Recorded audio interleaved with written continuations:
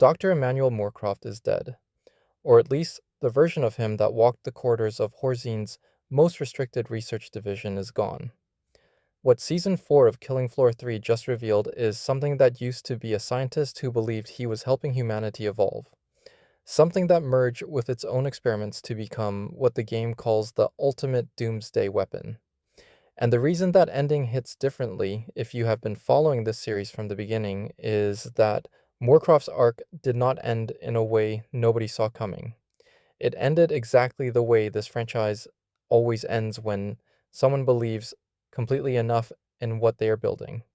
This is the full story of Dr. Emmanuel Moorcroft, who he was when the game began, what the Mire actually was to him and why that matters, what his team of Hobbes and Medford tells you about how he operated, what the Dreadzone changes about everything he was doing, and why the man who just became Season 4's final boss is the most complete villain the Killing Floor franchise has ever produced.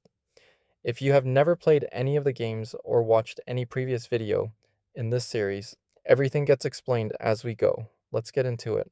When Killing Floor 3 begins, Dr. Emmanuel Moorcroft is the chief scientist and director of Horzine's R&D Red Division. That title needs some unpacking because it is easy to read it as just a corporate job description and miss what it actually means within Horzine's structure. Horzine Biotech, the British megacorporation that caused the original Z outbreak in London decades earlier and then survived it by positioning itself as the solution to the crisis it created, does not run one research division, it runs several. The R&D Red Division is the most restricted one, the one operating on a different level of classification than the rest of the company. The one that regular Horzine employees in the regular divisions probably do not know exists in any meaningful detail. Moorcroft did not inherit that division, he founded it. Think about what that means inside a corporation like Horzine, a company that has spent decades building the most carefully managed public image in the world, a company that survived its own apocalypse by making itself indispensable to the recovery, allowed a scientist to create a new division operating at a level of secrecy above everything else. Someone at the top of Horzine looked at what Moorcroft was proposing and decided it was worth protecting from scrutiny. We do not know who made that call or why, but that decision is where the whole Season 4 story actually begins. Not with the oil rig, not with the Mire, with a corporation that handed one man a classified division and the resources to pursue whatever he believed in. And what he believed in was something nobody at Horzine fully understood until it was too late to stop.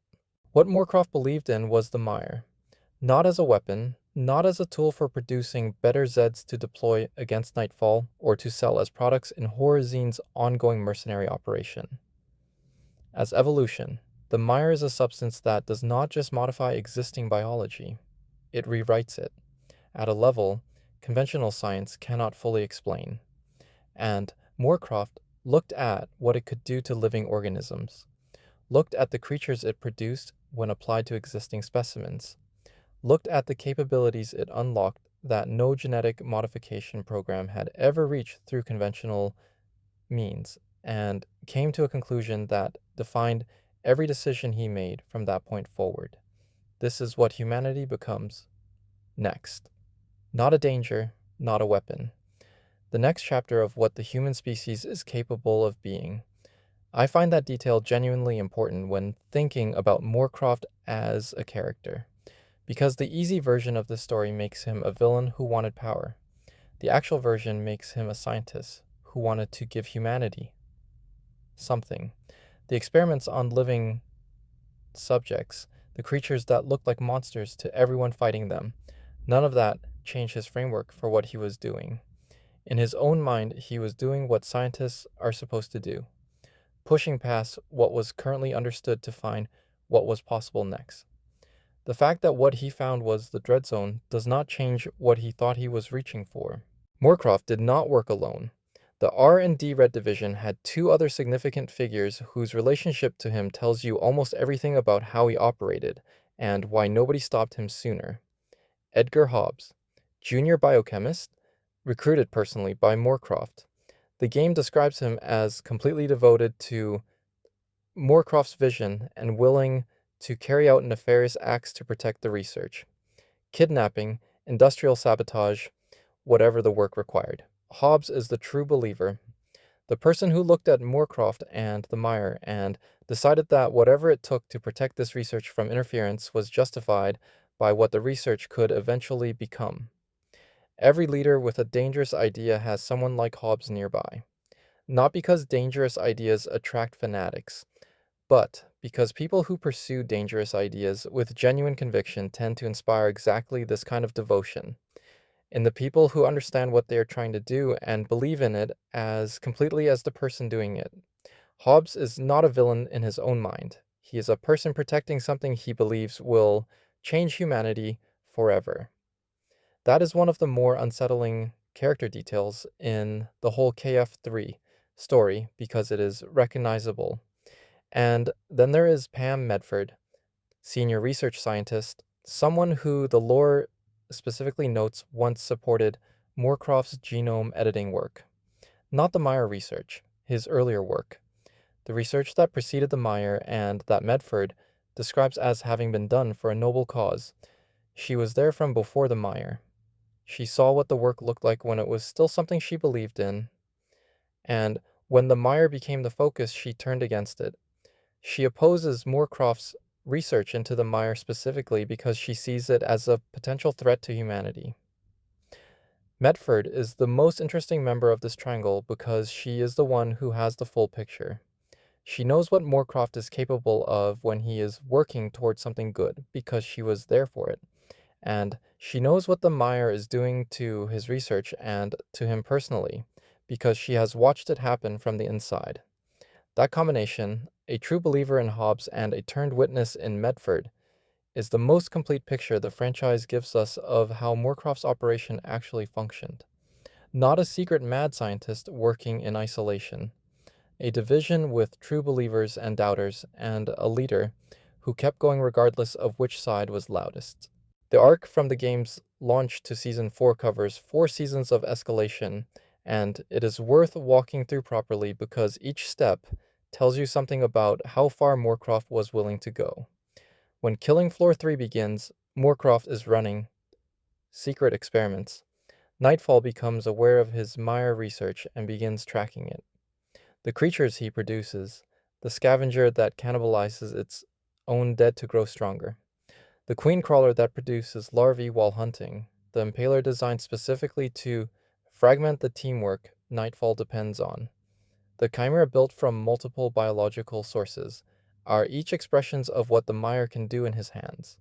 Each one is also a statement about how far the research has progressed since the last one. Season 3 tracked him to Antarctica. Operation Deep Freeze sent Nightfall to the Brunt ice shelf where Moorcroft had established operations at an abandoned research base with an attached dig site. The description of what he was doing there used a word the franchise had never used before. Extra-dimensional. The community speculated about what that meant for months. And the answer Season 4 provided is the most significant lore development in 3 games. The Mire is connected to an alternate dimension called the Dreadzone. Moorcroft was not just experimenting with a substance that rewrites biology. He was working with something that has properties extending beyond the physical dimensions conventional science operates in. What he found in Antarctica was a connection to whatever exists on the other side of a barrier the rest of the world did not even know was there. And then, an oil drilling operation in the North Sea accidentally struck Mire. Moorcroft did not wait for Horzine to respond. He seized the rig personally with his followers, because he needed that specific location and that specific deposit for what he had been building towards since before Antarctica. A rift, large enough to swallow whole cities, an opening into the Dreadzone that would do something the franchise has never attempted before in its lore.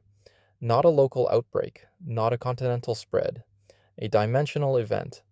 That is what 4 seasons of Moorcroft research was always pointing toward. And Season 4 is the moment it arrived. What Moorcroft became in Season 4 is the completion of a pattern The franchise has been running since the very first game. Kevin Clamley started as a grieving father, a scientist who believed biology could undo death. He pushed that belief past every limit. He transformed himself into the patriarch rather than face what his belief had produced. Rachel Clamley started as a daughter trying to stop her father, a scientist who believed she could build something strong enough to end what he had started. She pushed that belief past every limit.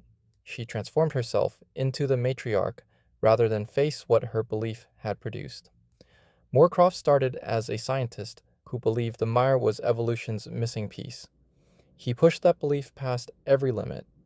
He merged himself with his own experiments rather than stop before the research reached its destination. 3 scientists, 3 genuine beliefs, 3 transformations. The pattern is not accidental. Tripwire has been building it across 3 games, and it is the most coherent thematic statement the franchise has ever made. The danger in this universe is not malice, it is conviction. Kevin Clamley was not malicious, he was convinced. Rachel Clamley was not malicious, she was convinced. Moorcroft was not malicious, he was convinced. All 3 ended up on the other side of a wave. What makes Moorcroft the most complete villain in the franchise's history is not his power level or the scale of what he was trying to do. It is that the franchise gave him 3 seasons to make his case. We saw his research from the beginning. We understood what he believed before we understood what it would cost. We watched Medford turn against him and understood why she turned against him and understood why he kept going anyway. We followed him from a classified division inside Horzine to Antarctica to an oil rig in the North Sea, each step further from the institution that enabled him and closer to whatever the Dreadzone was calling him toward. By the time Season 4 arrived, and Moorcroft stepped out from behind his experiments and decided to handle things directly, the franchise had done something most villain arcs never achieve.